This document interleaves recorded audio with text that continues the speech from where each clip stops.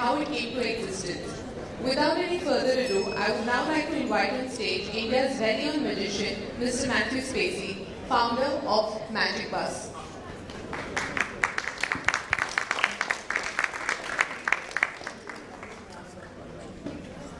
Thank you. Okay.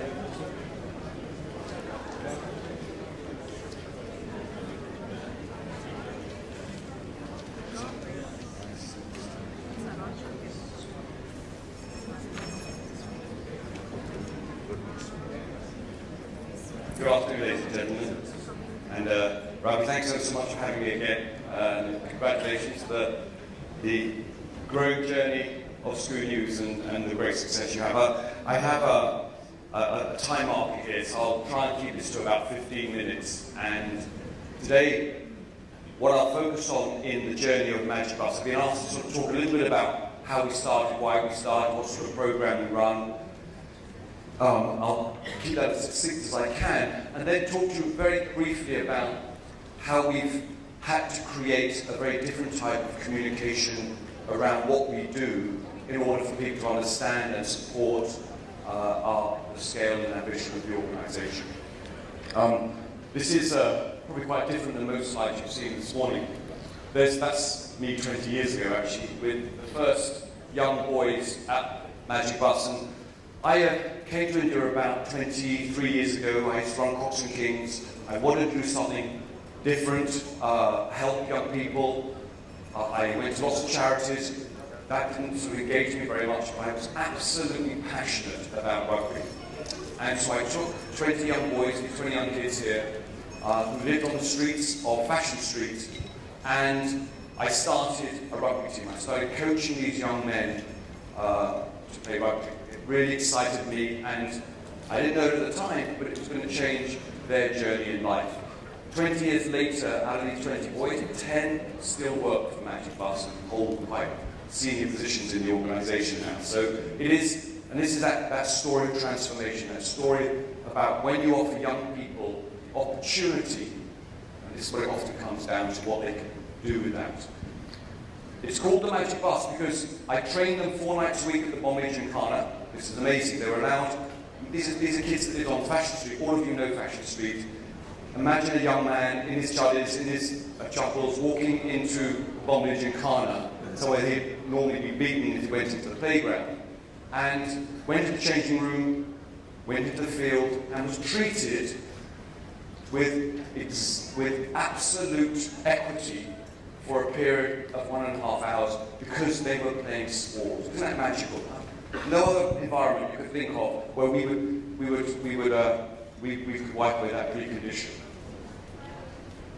The rugby boys' payment to me was at the weekends I would rent a bus and I'd drive a bus into a slum, Durham Port Trust, down in Conclave, and we'd pick up 50 young kids and we'd take these young children on the most magical weekend away in the mountains of Lonavala, Alibag, wherever we felt fit. And these boys had to be the mentors, the buyers of those 50 young children. We made them the heroes. And it was just an exceptional experience because they could empathize, they enjoyed it. I think this whole, in many ways it was for them such an amazing realization of their own potential.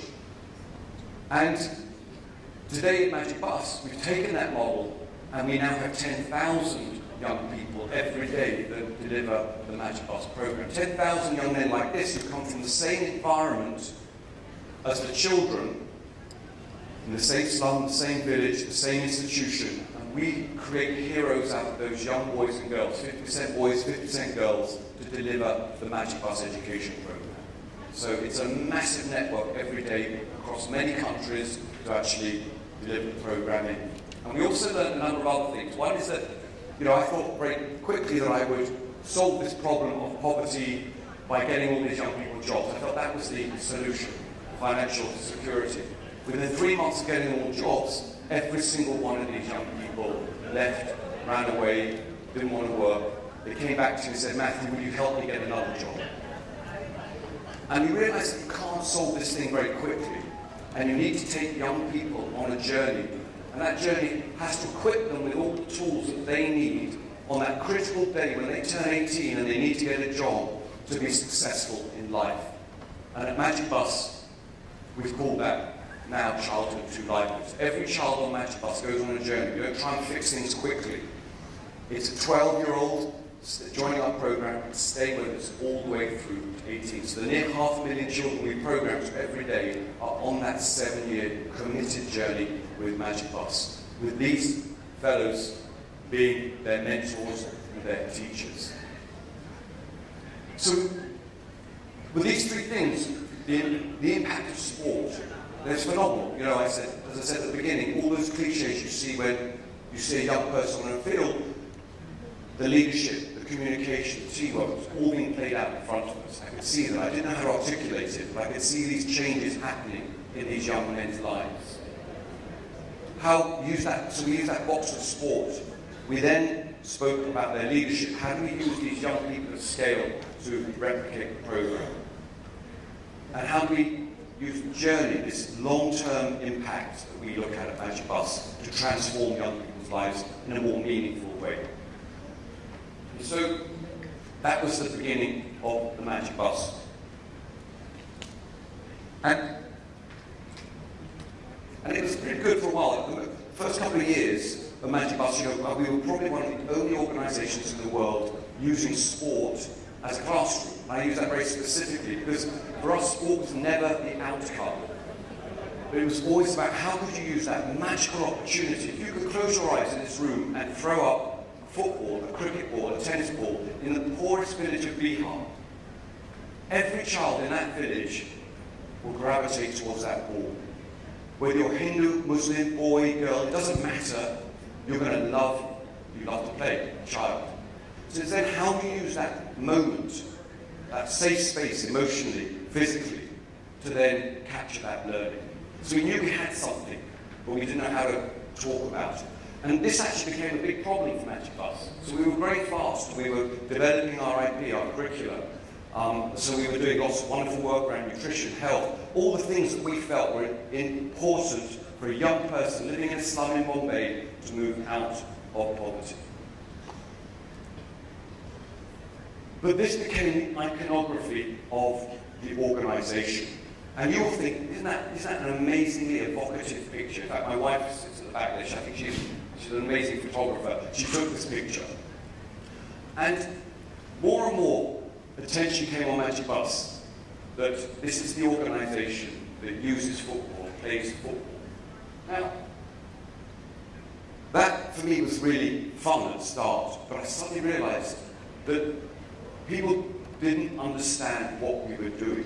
Because if I put that picture up in India, how quickly your organisation will get trivialised. And it did. It's not a serious organisation. In India, 6% of all Indians have played sport. That's it. People don't necessarily understand even that aspect of what we do. And so we got paired or compared all the time with other organisations that do far more serious, who do education, who do health, who do gender, who do livelihood. Why would we ever support Magic Bus? And so we reached our ceiling. It was impossible for us to grow with this type of visual. But we did. I'm going to show you a short video in a moment, but this was our organisation a couple of years ago. And what we've done now, we have about 500,000 kids in the programme at the moment on a daily basis, and we've grown not just in India, but we've now started growing, we just added another country to that list as well. So we've now started, as an Indian non-profit, we've started expanding out our programme. Isn't that amazing? We should be really good at solving poverty in India because also we have so much of it, and generally it lands on our doorstep. But what's wonderful about Magic Bus is it's saying we've got this fantastic thing that we know works, let's start pushing that out to the world. And so we've started that very successfully. We have about 2,000 staff who work full-time. We have 10,000 people that deliver their programme every single day at Magic Bus. And we've just launched a big next chapter step to go to 1.5 million children in the next 2 years. So we're really starting to understand how we can grow this program. But it needs and I love what that gentleman said before me about 70% product, 30% marketing. The difficulty with us, and I think that's a given for me, but the difficulty for Magic Bus and other charities is we don't have a product to sell. I'm trading on emotion. Now, I have great impact. If I don't have impact, I shouldn't even be in this room. I think that's a given nowadays. So communication becomes absolutely critical, and as a non-profit, which we are, I would say to people who run other non-profits who want to scale, be as good at marketing, at communication and fundraising as you are at product. We have 3.5 million charities in India. 3.5 million charities, nuts. We don't need 3.5 million charities. So we trade off very small, I would often say effective models, because we can't build scale in the fraternity of non-profits. And so it's critical, I think, that the sector, the education sector, which you belong to, and I do, start to understand how it communicates and markets itself more effectively.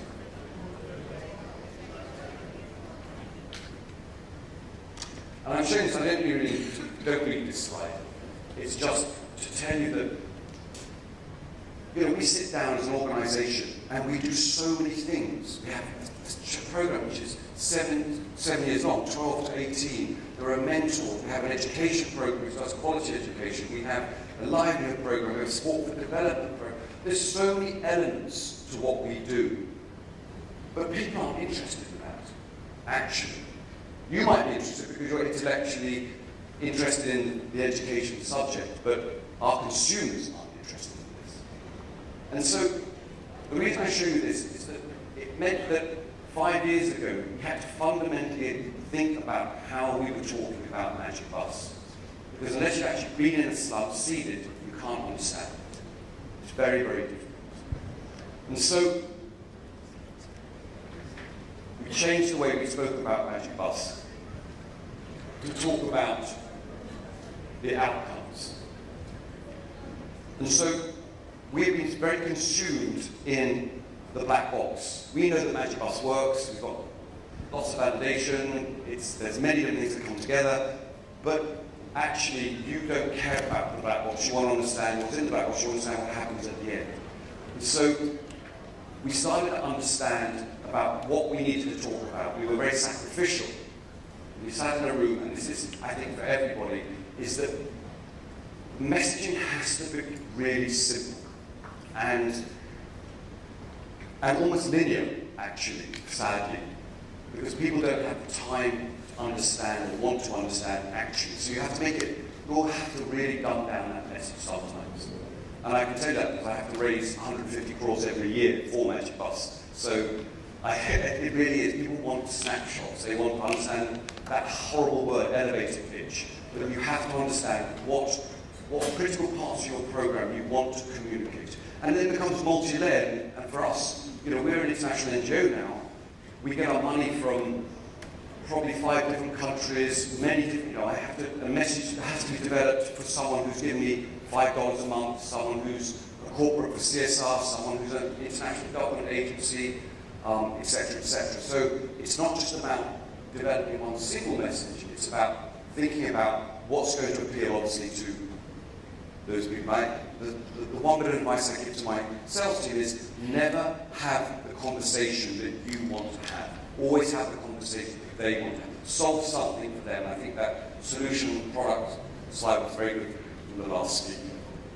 And so this time is short. What I thought I'd do is, because I thought I'd just give you a snapshot of how we do that in India. Now the video I'm going to play you now, the animation, is we develop these animations because we find them a very good way of communicating. They're very engaging. They're hopefully very simple and we'll understand, but they're very market specific. With this message I'm going to give you, this is our Indian message, and it's about livelihood and the issue we have there. I don't know if any of you saw recently, we have between 250 and 300 million people in the next 10 years who are going to be under or unemployed. So it's an absolute nightmare problem we have in India. It's demographic, dividend bubble, whatever, is going to explode. And so we felt that was the most important conversation to have in India. But in England and America, they're not interested in that. They don't want to understand it. They're not interested in the 17-year-old youth in India. They see every day a Mars mission, shooting down satellites, the immense wealth we've created. They will trade off much more. They'll trade off things that are more about desperation, immediate need. So you develop different messages for those sorts of people. But I wanted to show you perhaps where we've evolved from our own. I'm going to talk to you. There we go. Click to slide. What do I do? Do I just click? No, I didn't have to.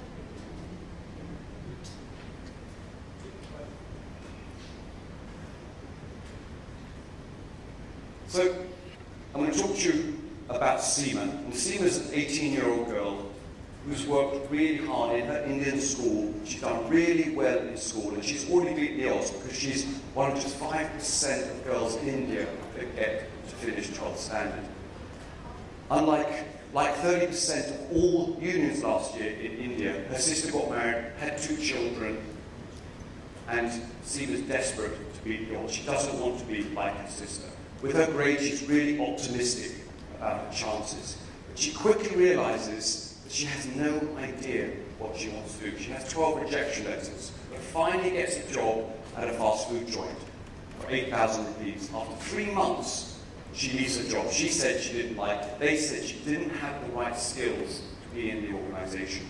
Last year, 70% of all first-time employees left their job within 6 months of joining that workplace. 93% and growing joined the disorganized sector in India. And this is horrific. 95% of all first-time job earners earned less than 5,000 rupees last year. We can't build a nation on 5,000 rupees. 250 million to 300 million young people will be looking for work in the next 10 years. And we have to decide in India what sort of work we want to get. So I'm going to tell you about how Magic Bus does that. 3,000 rupees a year. It takes someone like Seema on a journey from childhood 12 to livelihood and make sure that we see the job through, which earns 2 to 3 times that salary. And we believe that when you make investments like this in young people, we can allow them to aspire to what we might call middle-class jobs. And you think this is probably the most important thing that you need to do in a secondary school. But we don't spend a minute of our curricula working on employability skills and connecting young people with employers. But we feel we can unlock that at Magic Bus. We have, I think, probably one of the nation's most ambitious community in-school employability career program. This is how it works. Every single community we work in, 3,000 communities, we go and understand the job availability around that slum or village. And we score it by skill or volume or accessibility. We make those connections at 15. Some of you know this journey at 12 years old. And we commit 3 things to every child that joins our program. They will finish school to 12th standard, they won't get married, and they will get a job. We've done that to about 1 million children in the last 5 years. And we start at -1, this abject poverty. We take children, as every charity does, to this survival point. I feed the hungry, we make the illiterate literate. But that's not the commitment Magic Bus does. It's about what else. And now Seema had been on our program. At the age of 15, she would have finished her in-community sport development program. We would have given her a one-on-one aptitude test to track every single child on our program. We'd have understood she's good at maths and science. We'd have talked potentially about what she would like to do. Let's suggest that she said she wanted to be a code writer. So what we do with our 15, 16-year-olds is we connect them with mentors from the industry that they wish to be in. She would have spent 3 to 4 hours every week learning coding. We've also given her English speaking and all those essential ingredients you need to be successful. And like 80% of all Magic Bus graduates, we would have placed her in a job. And in this instance, she would have earned about 20,000 rupees salary. And this is the commitment we make, is we don't just take you to survival, we make the commitment that we will ensure that you have the right skills and we'll take the responsibility to place you by ensuring that we make those connections and we build those skills for you. And this is how it plays out at Magic Bus.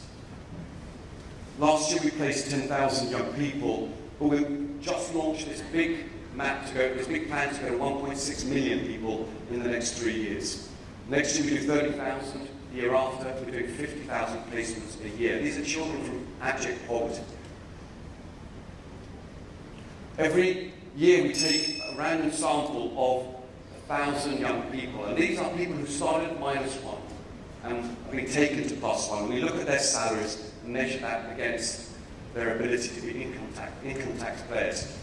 And so if we pull the 1,000 out, we said in 3 years 20%, 6 years 60%, in 9 years 90%. I mean, before the age of 30, Magic Bus graduates aren't just in jobs, they're also paying tax and are contributing citizens to India. And so the idea is to try and this is the conversation we have in India, is let's look at this issue, this problem we have, and how do we convert that into a real opportunity at something that's incredibly cost effective.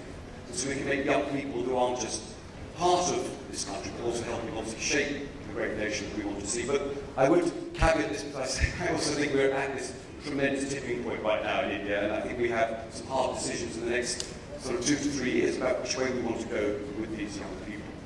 So as I said, this is time for an out, but this is how we would position a market, and I was asked to talk a bit about this. It wasn't necessarily the natural selection conversation I had, but this is how we would talk about Magic Bus, communicate Magic Bus in India. We'd obviously have a very different conversation, I said, in other countries and potentially with other audiences. But that's it. Thank you very much for hearing me out. And please look on the site, it's a great opportunity for me. One of the big things we're trying to solve at Magic Bus is how we build coalition. I am absolutely clear that Magic Bus is absolutely impotent without partnerships. We can do 3 things at 10 in a child's life, and so it's insanity in many ways. Not doing things when you're part of a value chain, part of a larger coalition, which includes quality of education, which includes many other things in a child's life. So if today it's whetted your appetite in any way, shape or form, it'd be great for you to engage with our organisation. Thank you very much. Thank you so